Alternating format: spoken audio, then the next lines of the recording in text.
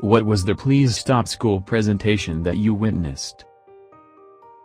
For 8th grade talent show, 2 girls sang the Mr. Bledl song. Mr. Bledl was a good-looking, recently college-graduated teacher, that basically was about how cute they thought he was. Even then, it was incredibly uncomfortable, and I remember looking at the teacher's face and he didn't seem very amused. God, I would hate to be that teacher. I was in 4th grade and a girl in my class did an oral report on Martin Luther King and how he was a hero for freeing the slaves. To be fair, my 5th grade teacher thought the same thing. A woman with her master's degree. People wonder why my state is one of the lowest ranked in the US, and I tell them that. Edit, Jesus Christ, how bad is public education everywhere else? In history class, we all had to do a presentation about some sort of injustice in the world. One kid chose a prison camp for his topic. All his PowerPoint slides were photos of men being stripped, chained, whipped, sodomized, and forced to give blowjobs. We were 13. How far did the teacher let him go before he was stopped? The second slide. Teacher interrupted to ask how many explicit pictures there were. The student showed the thumbnails of the slides and it was something like 40 slides long. It was my sophomore year English class. This kid who was reading his essay in front of the class and started to stumble over some of the words. The teacher recognized the words and found the essay the kid plagiarized and started helping him read it. The kid didn't understand what was happening and just thanked the teacher and kept reading. I went to school for computer security. In an Introduction to Computer Security course, we had to do a project on social engineering. A student decided that for his project he was going to find a way to gain access to a chosen website. He found a small local business website. Identified that the domain was registered to an email address from a local ISP. Called the ISP to reset the password. They asked him for his last 4 of his SSN, so he hung up. He found the phone number of the business, so called them and pretended to be from the ISP, offering 3 months free if the person did a 5-question survey. They accepted, and answered some BS questions. Then he asked for the last 4 of the guy's SSN, which they gave no problem. He then called the ISP with the last 4, got them to reset the password of the email account.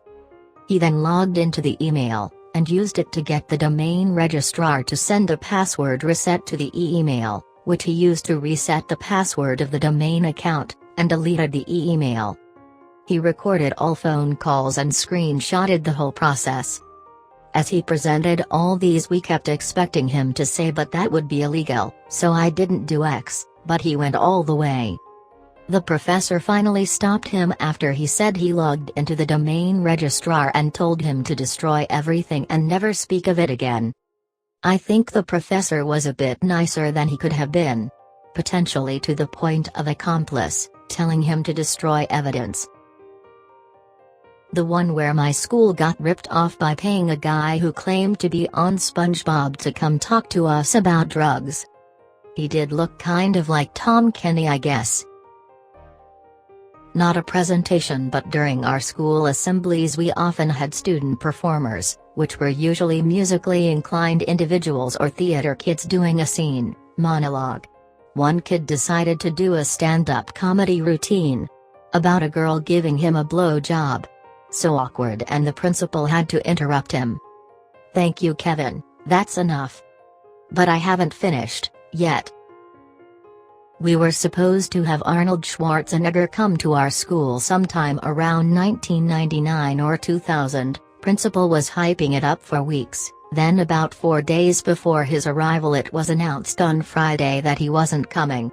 Fast forward to Monday, during morning announcements it's announced he's changed his mind and is coming to our school tomorrow as planned. Come Tuesday morning everyone is excited, we're all amped to meet the Terminator. A handful of parents even came with VHS copies of his movies, posters, act. We're all going to our gym, auditorium, taking our seats. Principal takes the stage, takes the moment to make some announcements, award honor roll, perfect attendance, act. Finally she starts hyping up around Schwarzenegger, everyone is excited and on edge, when she basically says hairs are neon. It's the vice principal in a leather jacket holding a shotgun, not a toy one either, and spends 30-40 minutes trying to hype us up for FCOT, all the while doing the absolute worst impression of Arnold Schwarzenegger I've ever heard. Once we realized Arnold wasn't there, people start shouting, screaming at the principals for lying to us, along with some of the parents who came to this. I do hope someone has footage of this meltdown of a bunch of K5 kids shouting and screaming at the principals because Arnold Schwarzenegger didn't come to our school. Because I clearly remember 2-3 people having camcorders. Edit, thanks for the gold, honestly thought this would get buried, and can anyone explain the Office reference? I genuinely hate the show, so I'm not sure why people kept bringing it up. As for some of the questions, Arnold was scheduled but cancelled last minute on not only my school but my cousin's who he was supposed to go to on Wednesday. Instead he only went to one school in my city, which I don't remember which one ATM, but I'll add it if I remember it. Yes, the principals apologized the next day, and the vice principal changed schools the following school year. I have absolutely no idea why he thought bringing a shotgun was a good idea, but I think he was attempting to look the part, which considering his massive gut, really didn't help. In college, someone was doing a presentation on Nelson Mandela and kept referring to Africans as African Americans. In speech 101 in college we had to pick a children's book and voice act each character. That was it. That was the entire assignment. Well, one student decided to take it to the next level. He chose a Berenstain Bear book and decided to not only do voice acting for every single one of the characters, but also act it out. It was physically uncomfortable to watch this guy scramble around the room and pretend to be bears and other animals. It was not well done. It was awful. This was in college. Our bio finals were to present on any topic that was related to biology. A group was presenting on types of protection for sex. Not once did they refer to any body parts or fluids by their scientific names. So, yes, they literally had on slides and read off them. Everyone kept glancing over at our professor, who had this look like he was just constantly cleaning his glasses because he couldn't believe what he was witnessing. They got Kentucky f***ed on grading. In 1984, when I was in 6th grade, each class did a winter concert. The 8th grade football team sang I'm Dreaming of a Black Christmas in blackface. Green Bay, Wisconsin, Bayview Middle School, edit, it was 1984, not 1985. Did the teachers stop them? No, it was part of the holiday show. Not a literal presentation really, but we had an assembly in high school where the students that helped plan homecoming would announce the nominations for homecoming court. It always had a cute little theme and like a short skit involved. Well, at one point the audio they were using as the cue for the skit failed. They just kind of paused for technical difficulties, but this one girl from the planning committee started singing a random Disney song a cappella while improvising a dance to go along with it, I guess as a distraction from them trying to fix the audio. She kept trying to get people to join in with her, but nobody did, and she eventually just kind of trailed off mid-song and started pouting that nobody would sing with her.